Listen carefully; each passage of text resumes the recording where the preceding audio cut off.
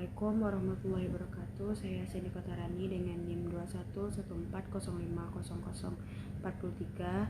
Saya akan membawakan surat An-Nahl ayat 103 sampai 105.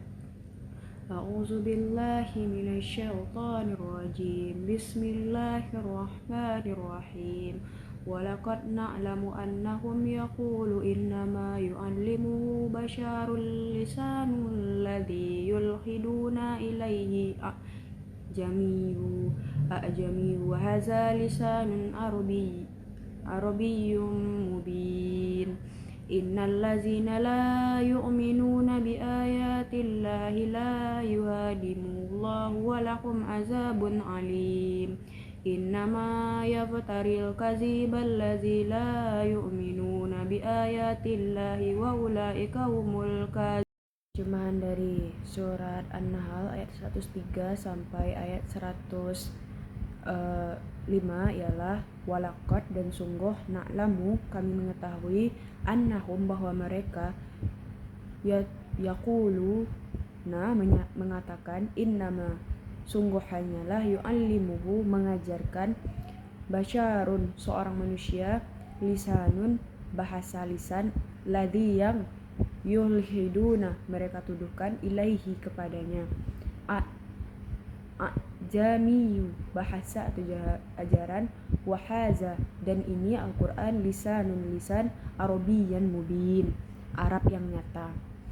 Innamal ladzi la yu'allimu sesungguhnya orang-orang la yu'minu tidaklah mereka beriman bi ayatillahi kepada ayat-ayat Allah la yuhimu tidaklah menunjuki Allah walahum azabun alim dan bagi mereka azab yang pedih. Innama sungguh hanyalah tari membuat-buat kadzibun kedustaan tidaklah orang-orang yu'minu mereka beriman bi ayatillah kepada ayat-ayat Allah wa ulaika humul kadzibun dan mereka itu orang-orang yang pendusta. Penafsiran dari ayat ini adalah jadi ayat ini membahas tentang jawaban terhadap tuduhan bahwasanya Al-Quran itu tidaklah dari Allah.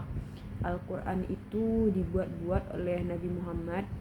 Ayat ini mendudukkan persoalan itu. Jadi ayat ini membantah dari tuduhan bahwa Al-Quran bukanlah dari Allah melainkan dari Nabi Muhammad. Ayat ini membantahnya. Dalam ayat ini disebutkan Allah tahu apa yang mereka lakukan dan yang mereka lakukan itu adalah mereka menuduh bahwa Nabi Muhammad SAW itu diajari oleh manusia atau seseorang tentang agama ini. Jadi Muhammad itu bukan rasul, tidak mendapat wahyu dari Allah dan bukan utusan Tuhan, tetapi dia mendapatkan itu karena dia belajar pada seseorang, kata orang-orang yang tidak beriman ya. Jadi mereka mengatakan bahwa Nabi Muhammad itu bukan mendapat wahyu dari Allah, tetapi diajarkan oleh seseorang ya. Jadi ayat ini membantah tuduhan tersebut. Tapi yaitu yang dikatakan di dalam Al-Quran yang merupakan susunan tatakan yang dia dapatkan dari seseorang dibuktikan di sini bahwa itu tidak benar. Jadi apa buktinya gitu kan? Bagaimana mungkin itu bisa terjadi? Dan sekarang coba bandingkan bahasa yang digunakan oleh manusia itu adalah bahasa ajam, bahasa Arab pada umumnya yang digunakan mereka waktu itu adalah bahasa ajam Arab pada umumnya.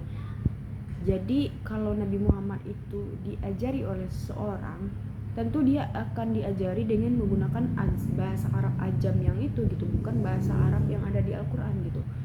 Sementara bahasa Arab pada umumnya itu bukan bahasa Arab yang sebagaimana dalam Al-Quran gitu, beda bahasa Arabnya. Sementara bahasa Arab yang ada dalam Al-Quran ini bahasa Arab yang nyata. Bahasa Arab yang nyata maksudnya di sini ialah bahasa Arab yang fasih, tidak semuanya klop dengan bahasa Arab ajam. Jadi bahasa Arab Ajam dengan bahasa Arab yang ada di Al-Quran itu memiliki beberapa perbedaan gitu ya, tidak semuanya klop, tidak semuanya sama gitu ya. Tapi kalau dia diajar oleh seorang, tentu bahasanya sama dengan orang yang mengajarkan.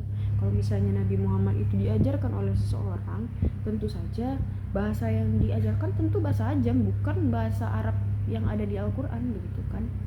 Sama dengan orang yang mengajarkan gitu kan. Sementara realitanya, kenyataannya begitu ya, bahasa Arab yang ada dalam Al-Quran itu ada atau banyak tidak sama dengan bahasa Arab yang digunakan oleh masyarakat Arab pada umumnya. Jadi bahasa Arab yang ada di dalam Al-Quran itu ada yang ada atau banyak yang tidak sama dengan bahasa Arab yang digunakan oleh masyarakat Arab pada umumnya. Jadi ada beberapa perbedaan, bahkan ada perbedaan yang cukup signifikan antara bahasa Arab yang ada di dalam Al-Quran dan juga bahasa Arab Ajam tadi gitu ya. Selanjutnya, sehingga orang-orang Arab itu sendiri tidak tahu makna tertentu dari kata yang disebut Al-Quran, saking mungkin beda gitu ya. Jadi ada beberapa yang masyarakat Arab itu tidak mengerti makna-makna tertentu yang ada di dalam Al-Quran. Jadi ini bantahannya. Sekarang kamu bandingkan bahasanya, cocok nggak? Itu adalah bukti dari bantahan itu. Kemudian pada ayat ke-104 itu ditegaskan akibat dari kebohongan orang-orang yang beriman itu.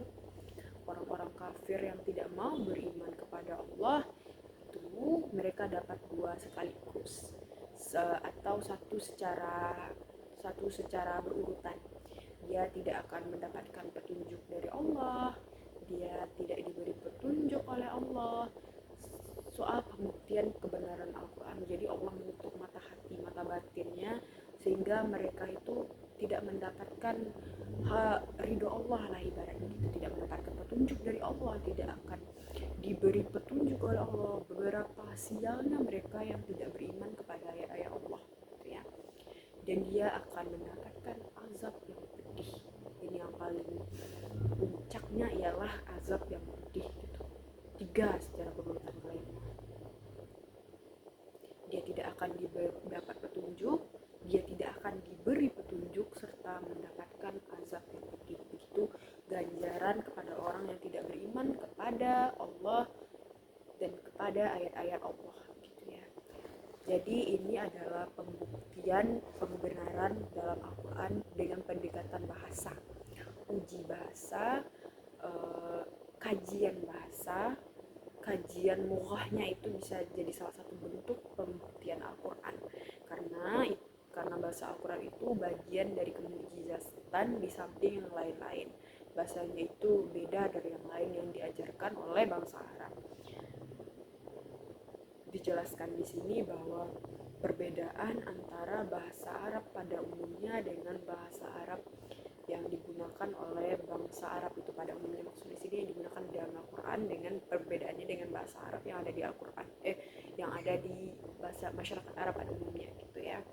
Jadi orang-orang yang tidak mengimani hal itu akan mendapatkan dua sekaligus atau satu secara berurutan, tidak mendapatkan petunjuk, tidak akan diberi petunjuk, dan mendapatkan azab yang pedih gitu ya. Allah itu sudah membuktikan kebenaran Al-Quran. Jadi barang siapa yang tidak mengakui hal tersebut, ya itulah yang mereka dapatkan gitu ya. Selanjutnya pada ayat ke-105-nya ini di sini adalah hal ini tentang orang-orang yang tidak beriman itu hanya mengada-ngada, kayak membuat-buat gitu ya, membuat-buat kebohongan. Mereka hanya berupaya untuk menolak Al-Quran dengan menciptakan kebohongan, kayak membuat kebohongan, membuat fitnah lah begitu ya, menyebut Nabi Muhammad itu belajar pada seseorang. Kalau misalnya belajar pada seseorang yang pada masyarakat itu menggunakan bahasa Arab pada Arab Ajam pada umumnya, mengapa Al-Quran tidak sama gitu kan? Mengapa Al-Quran justru menggunakan bahasa yang nyata gitu ya, tidak kok semuanya dengan bahasa Arab.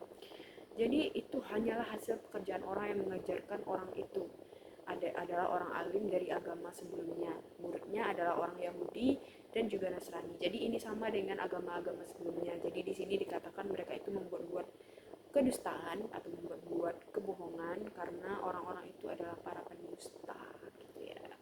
Jadi di ayat 105 ini dijelaskan tentang perbuatan orang-orang yang tidak beriman mengenai yang mengada-ngada gitu ya, membuat kebohongan. Mereka berusaha gitu ya untuk menolak Al-Quran dengan menciptakan berbagai kebohongan yang Nabi itu belajar dari seseorang lah, yang mereka mengatakan dia belajar kepada orang alim di agama-agama sebelumnya lah gitu. Macam-macam tuduhan yang mereka lontarkan kepada Nabi Muhammad, padahal itu semuanya kebohongan. Mereka hanya tidak mau mengakui keberadaan Al-Quran karena emang hatinya ya itu tadi, pada saat Allah itu tidak mau memberi petunjuk kepada mereka.